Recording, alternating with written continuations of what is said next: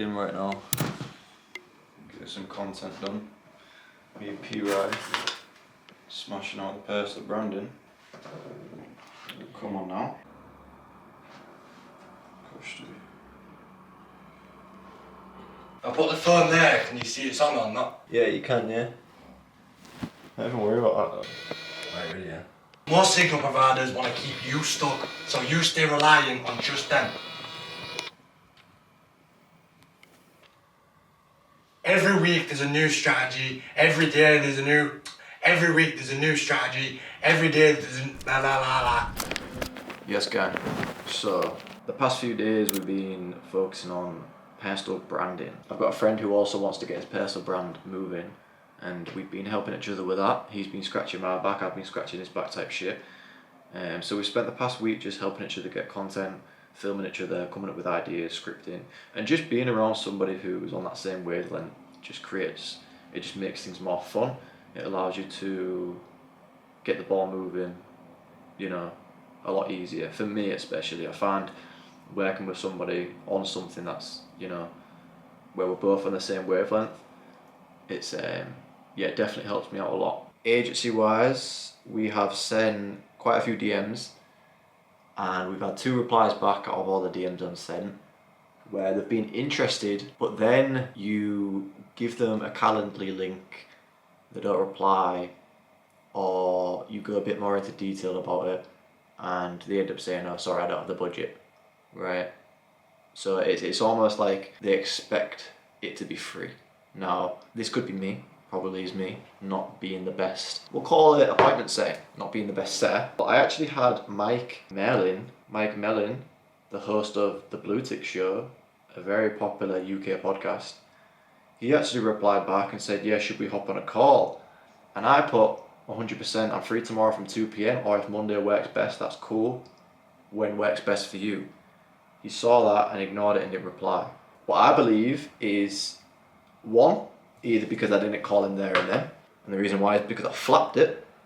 I was busy doing something, I was focused on something, and when he sent that text, I didn't really want to divide my attention and ring him up there and then because I wasn't ready for the call, right? So maybe next time we ring him up straight away, I don't know. Or it could be because I didn't send him a calendar link. He's read that and thought, he hasn't sent me a calendar link. Clearly he's not that serious. Clearly he doesn't understand how this shit works. So I don't know, it could be anything. Listen, like I say, this whole building in public thing, I'm going to be completely honest. I'm going to say everything, the wins, the losses, everything that's on my mind, why I didn't do this, why I didn't do this. It is scary. It is scary when you've never done this before and you are booking calls with people who are levels above you, right?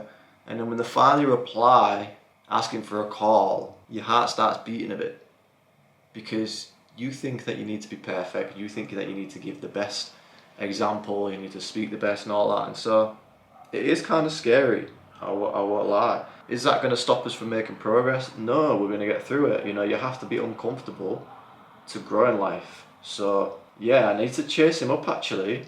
The reason why I haven't chased him up is because I did a lot of research on clipping distribution and I was thinking about it a lot. I was thinking about the negatives, the disadvantages of mass clipping, and I realised that the mass clipping model where you get an army of clippers is best for creators who have already got a following or who have got a big budget, because if they have a small budget, especially if they have a low following, they're not going to get much value from it.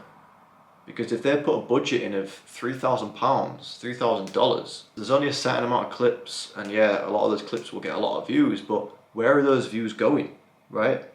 Those views aren't even going to go to the podcast. And if they are, it's a very, very, very tiny percentage. And that's why you need people with big budgets. I think for smaller creators, it's best to go down the retainer model and sign them as a private client for a clipping deal where I'm the clipper, or I can hire clippers, but there's no point in hiring clippers right now until I can scale. Where we actually implement growth, we actually implement strategy. That's actually going to convert into sales or podcast watching and followers because you can then actually focus on quality, you can focus on strategy more, you can focus on actually growing their account as you're creating clips for their main page. But like I say, the what model, where you get a community of clippers, yes, it generates millions of views, but where do those views go to? Right? And I was thinking about this, I was thinking, multiple clipping accounts from all these clippers who are creating all these accounts, uploading clips on a small budget. You need a page to run for a long time to actually grow someone's brand, right? Because there needs to be strategy involved, and strategy takes a while. And so if they've got a small budget of £2,000, you've got all these clippers who are creating these pages, going viral, but they're not actually growing a long-term page, if you know what I mean. They're just chasing views, and views don't always convert. Views doesn't always mean money. Views doesn't always mean followers. So yeah, I was in a bit of a predicament with that, and I messaged that guy telling him about the mass clipping distribution model, and then I started thinking about these, and I started researching it. So this is why I haven't reached out to him. This is why I haven't chased him up, because I feel like it won't even benefit him. I understand for these big creators, streamers, who want this clipping model. They want an army of clippers just posting their face everywhere, going viral, because they've already got a huge following, right? And what does views do for these people? One, it keeps them relevant, which these influencers need. Keeps them relevant, it keeps the face showing all over social media. Two, it helps them get brand deals. And three, it does bring people to the streams, because they're already big creators, they have high potential of going viral. And let's say in a month, this creator gets 30 million views across multiple clipping accounts. Obviously, a percentage of those views is going to convert with a higher budget, but with a smaller budget, you're not going to get much conversion. We've got two tiers here. We've got tier one, which is the mass clipping distribution. This is for creators who just want views and reach.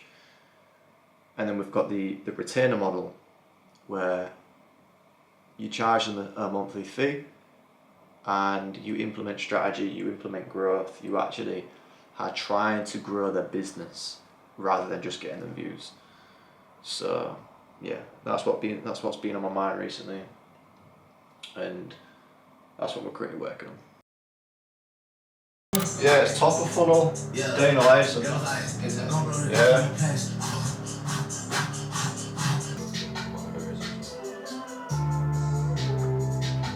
I'd imagine it can be quite hard to fucking manage like this business and that business and remember where you're at with everything. So I basically set up a brain inside this app. Why gatekeep it though? Why not try to sell it? You can't, you own a business and you can't pull 450 quid together for your website. That's going to make you more money. Yeah, well that's it, they don't believe that they can make them more money. That's the skill of cold calling, because they don't believe that it can make them more money, so you have to like position it so correctly.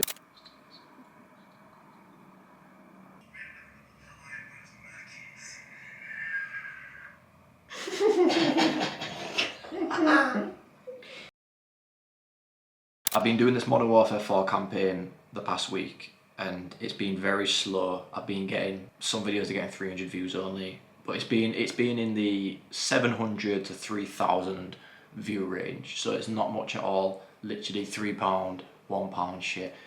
But we've just uploaded a video today, and it took a while to pop off, but it's now exploded. It's got 5,800 views, 143 likes, 13 comments, 20 saves. Seeing that just how it is great. And you check the insights. This is what tells you if a video is genuinely going to go viral. If you have an average watch time of 10 seconds, it's decent, right? If you have an average watch time of 15 to 20 seconds, great. Gonna go viral. If you have an average watch time of 25 seconds plus, 100% gonna go viral. That's gonna get millions of views. That is insane. This has got an average watch time of 13.8 seconds, and it has just now started to spike.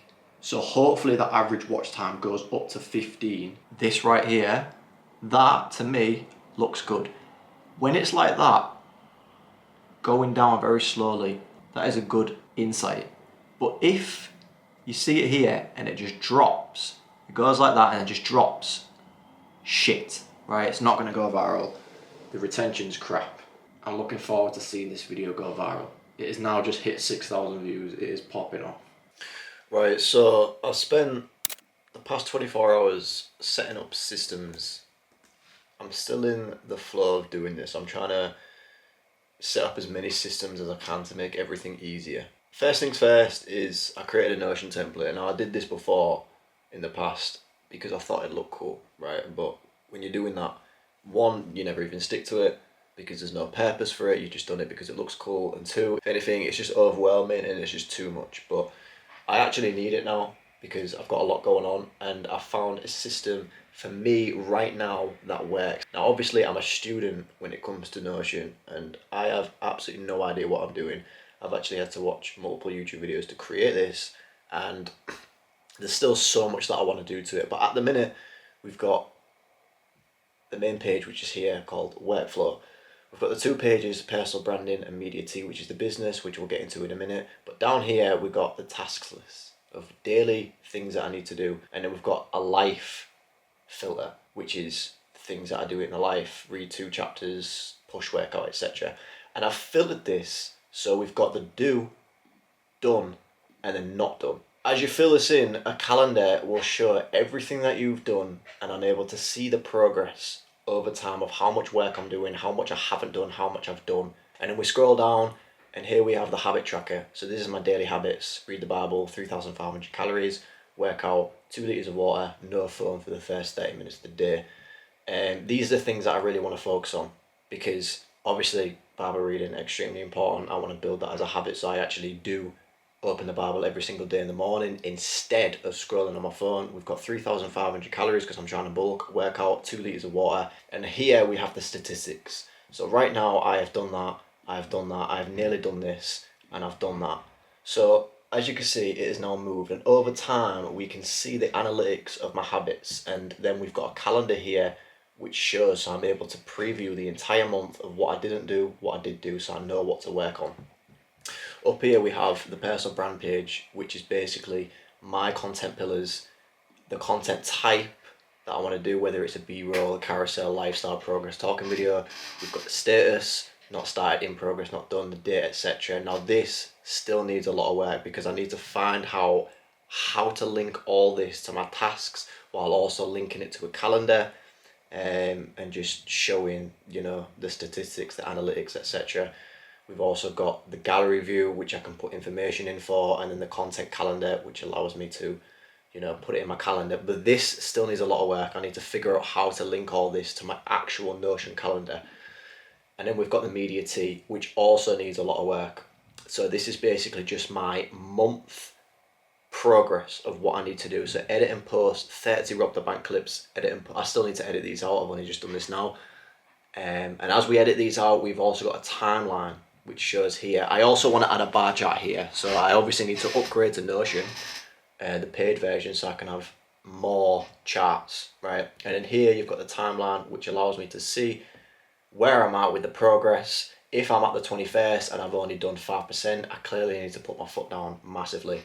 And then, yeah, hopefully by the time we get to the end of the month, it's all done here and the bar will be full. But I also want to set up an Opal app blocking thing because I do spend too much time scrolling on social media and it is massively just killing my focus. And I just want to set up as many systems in my life as I can to make everything so much easier, to allow me to manage everything, schedule everything, time block everything, plan everything, you know, stay focused, stay on track. So when you were before, couldn't look you in the eye. You're just like an angel. Your skin makes me cry. You float like.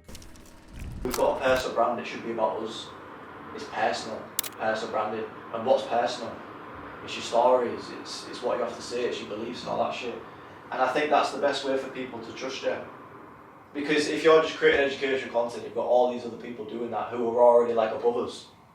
So like, No one's gonna listen to him. no one's gonna listen to us. No. Do you know what I mean? So we need to actually like focus on getting us out there, like our personality.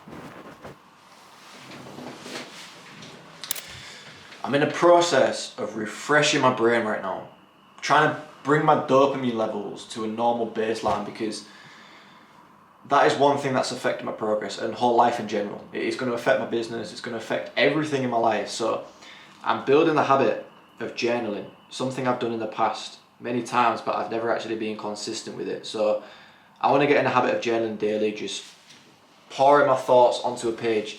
And I feel like it's definitely going to help me create better ideas. It's definitely going to help me actually create more ideas, just sit there and think, empty my brain a bit, and just think much deeper, just a way to reflect and look at my life in a third person perspective, right? Because when you're just addicted to your phone and you're just consuming too much, you're not leaving your brain space to think, to remember, to focus, because it's just being loaded by a lot of bullshit.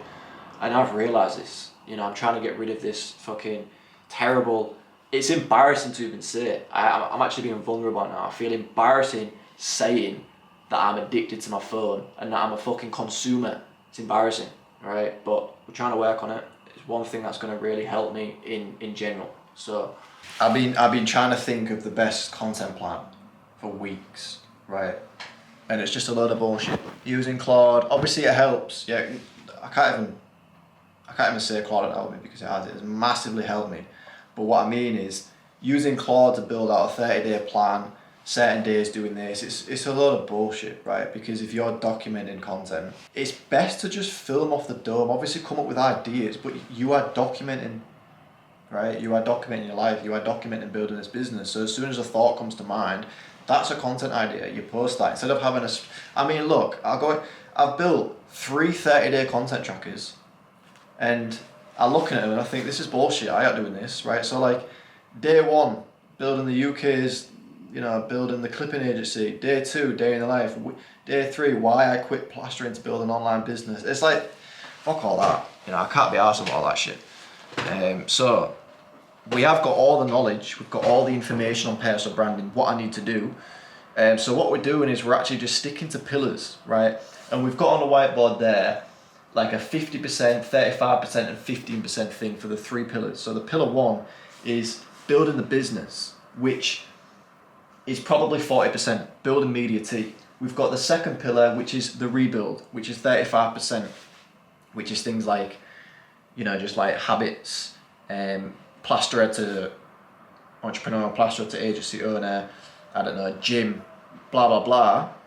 And then we've got 15% mindset and identity, so raw observations, my faith, what I believe in, what I think I should say about this, about that, and just where my mindset is, what is my identity, right? We've got those, and those are the 3 most important things. So that's what we're going to run with, right? And whenever I come up with an idea, I put it into this Notion table template with a status of filmed, edited and posted, right? And an angle of, just multiple different angles, like realisation, process, wins, failures, right? And that's what we're going to run with. I feel like spending too much time building out these content plans when you're first starting a personal brand and getting content out, it's not a good idea. Depends who you are. If that's I think it depends who you are, right? If you're better at reading scripts and better with like structured content planning, and you have a certain mission, maybe it is. And another thing is, everyone's scared to post content. It is a scary thing. And if you're scripting videos and you're planning it out, and then you're setting up a camera and you're saying it and you're reading off a script, it doesn't even sound authentic. It doesn't sound organic. It doesn't. You sound a bit like a robot. It's not you. And so you watch it back and you cringe a bit. And the reason you cringe is because you're not being you. You've just read a script, you've set up a camera, and it's like, should I even post this? But if you just vlog, if you just document and you just put your camera up and just start recording random fucking shit. This is me, right? This is who I am. And so I'm like this in person. And so why should I care what people think about my content when it's just me? I feel like people care about the opinions of others of their content because they're not being them, right? They know they're not being them. They don't sound like them. They're uncomfortable in front of a camera. because they're overthinking, they're trying all these perfect angles, and it's like, if you want to start posting content, the easiest way is to just start picking up a camera and just vlogging, documenting, saying what you need to say, without no script, just off the top of the dome, and just post it. But Claude, actually, like the newest fucking model, it's called It's bad, isn't it? Fucking Claude, isn't it? Fable 5, the newest model, turned around to me and was like, it was like, don't hide away from it, as in like, and it was saying like, no, you should put your face to the business sort of thing and say like, it's me doing it, what are you laughing at? Well, at first I was laughing at like Claude being your girlfriend, you just love Claude. And then now because Ryan's laughing, I can't stop laughing.